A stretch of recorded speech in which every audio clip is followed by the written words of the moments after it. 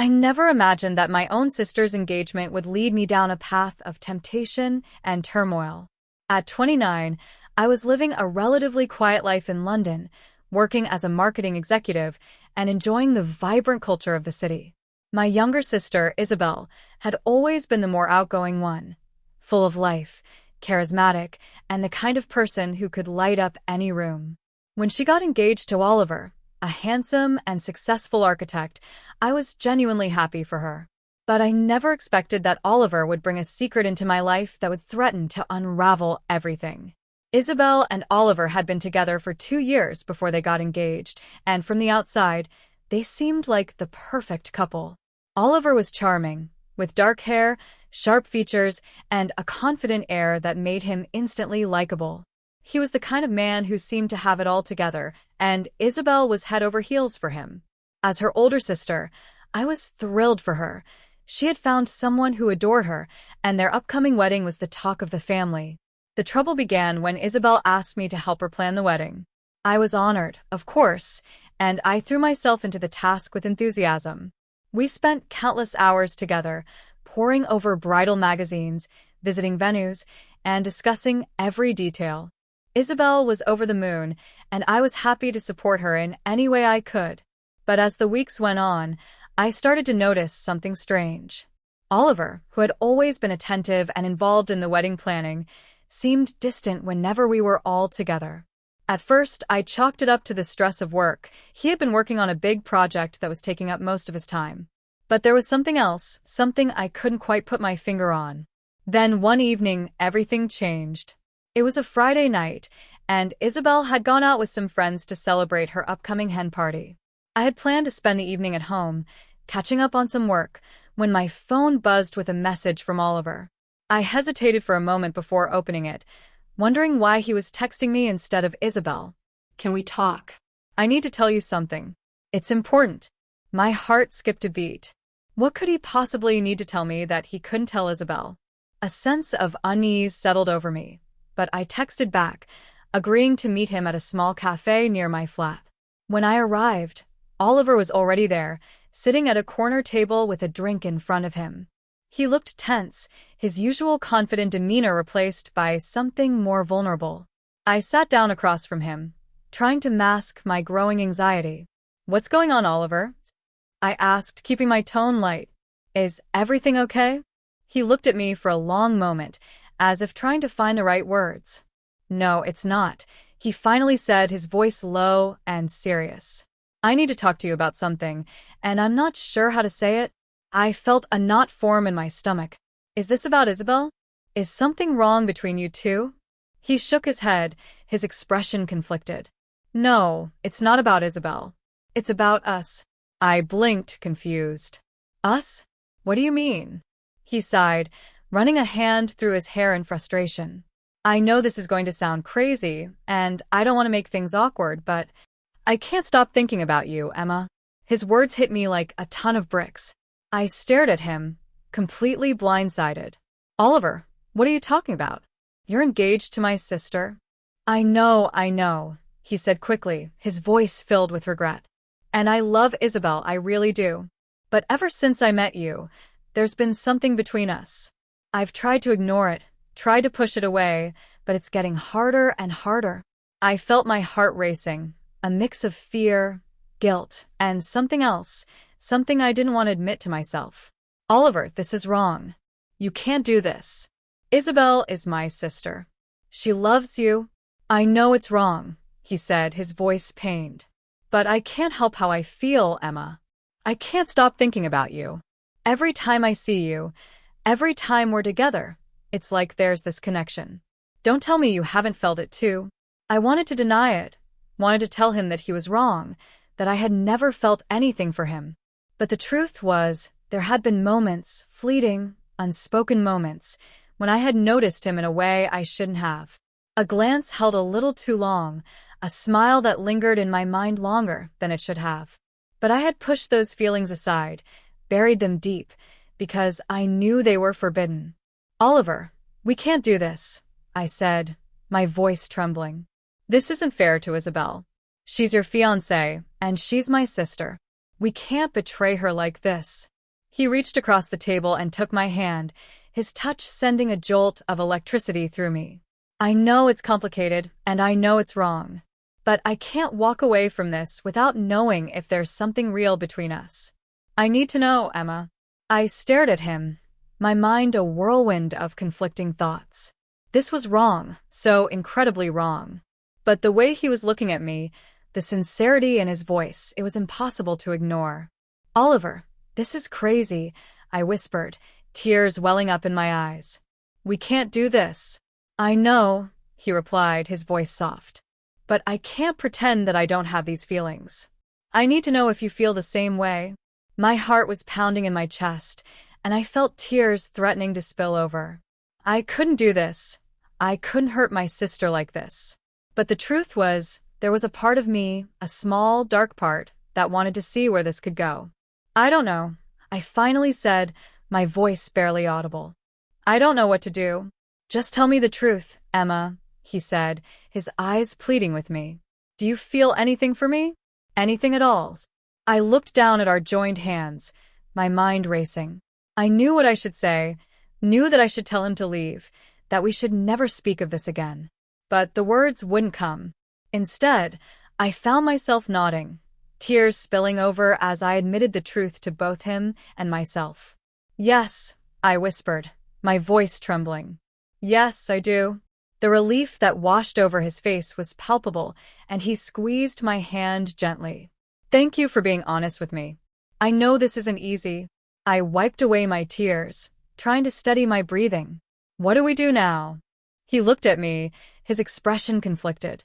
I don't know. I don't want to hurt Isabel, but I can't keep pretending that there's nothing between us. We need to figure this out, but we need to be careful. I nodded, feeling a deep sense of dread settling over me. We can't let her find out, Oliver. It would destroy her. I know, he said, his voice filled with guilt. I don't want to hurt her. But we can't ignore this either. The days that followed were some of the most difficult of my life. I tried to avoid being alone with Oliver, tried to focus on the wedding planning and push my feelings aside. But it was impossible. Every time we were in the same room, the tension between us was palpable. Every glance, every accidental touch, it all reminded me of the secret we were keeping. Then, one evening, Isabel invited me over to their flat to help with some last-minute wedding details. I was nervous, knowing that Oliver would be there, but I couldn't refuse. When I arrived, Isabel was in high spirits, excitedly showing me the final touches she had made to the seating arrangements. Isn't it perfect? She asked, her eyes shining with happiness. I forced a smile, trying to push the guilt to the back of my mind. It looks great, Isabel. You've done an amazing job. She beamed at me, then glanced over at Oliver, who was sitting on the sofa, watching us with a thoughtful expression. I couldn't have done it without Oliver. He's been so supportive. I felt a pang of guilt, knowing what was going on behind her back. He's a great guy, I said, my voice strained. Isabel's phone buzzed, and she glanced at the screen. Oh, I have to take this. It's the florist. I'll be right back. As she left the room, I felt the tension rise. I could feel Oliver's eyes on me, and I knew that we were alone, even though it was the last thing I wanted. Emma, he said quietly, his voice filled with emotion. We need to talk.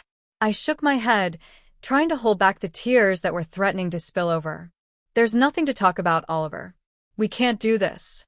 Isabel doesn't deserve this. I know, he replied, his voice pained. But I can't stop thinking about you. I can't just pretend that none of this is real. I looked up at him, my heart breaking. We have to, Oliver. We have to pretend. For Isabel. Before I could say anything more, he stood up and crossed the room, closing the distance between us.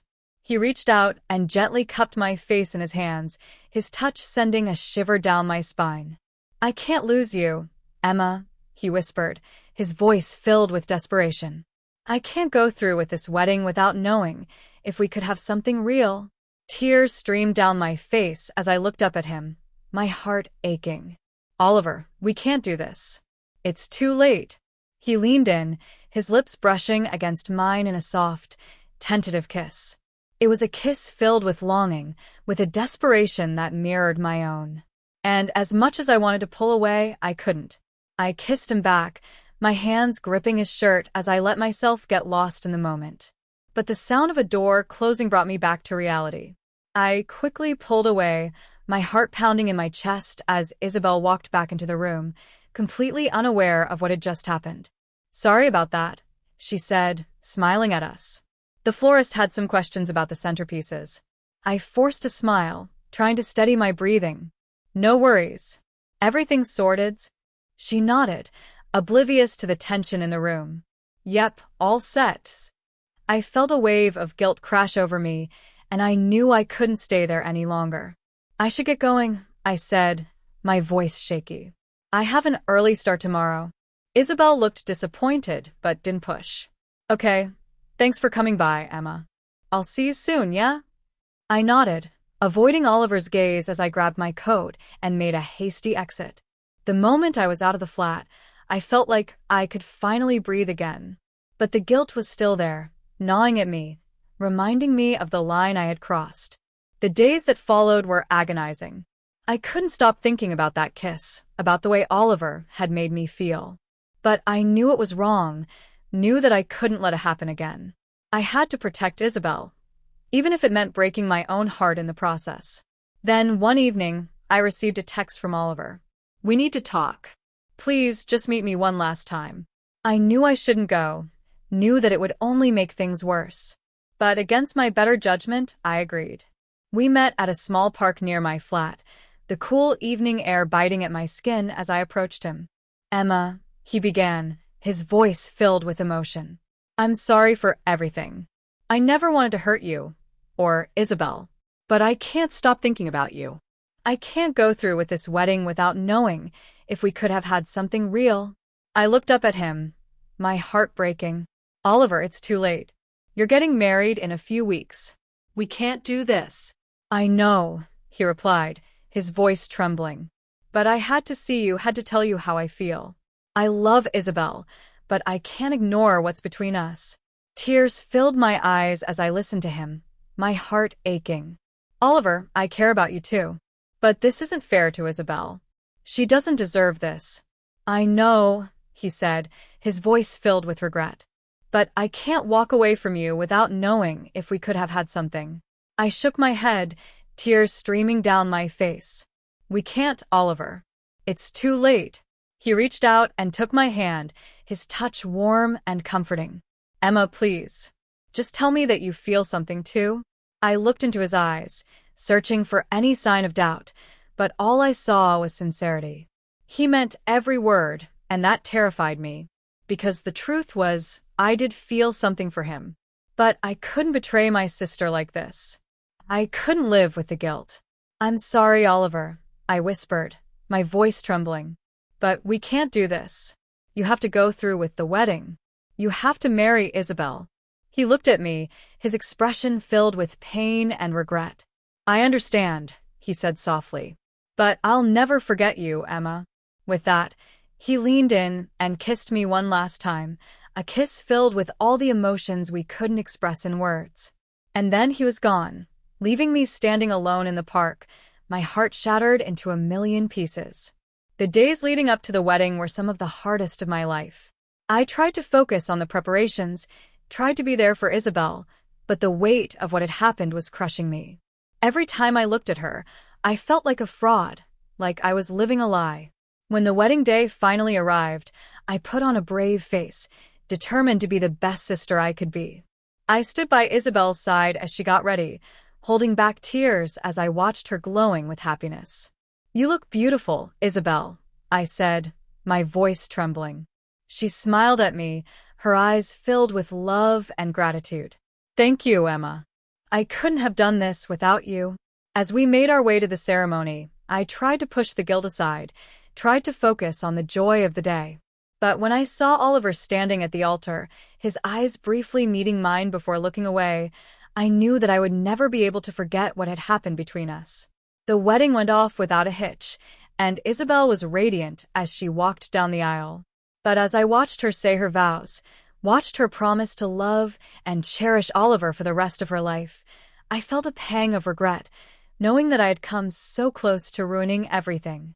In the end, I knew that I had made the right choice, that I had done what was best for Isabel, even if it meant breaking my own heart in the process. But the memory of that kiss, of what could have been, would haunt me for the rest of my life. And as I stood there, watching my sister and her new husband share their first dance, I couldn't help but wonder what might have happened if I had made a different choice, if I had let myself give in to the temptation, if I had followed my heart instead of my conscience. But some secrets are better left buried, some feelings better left unspoken. And as much as it hurt, I knew that I had done the right thing. For Isabel, for Oliver, and for myself.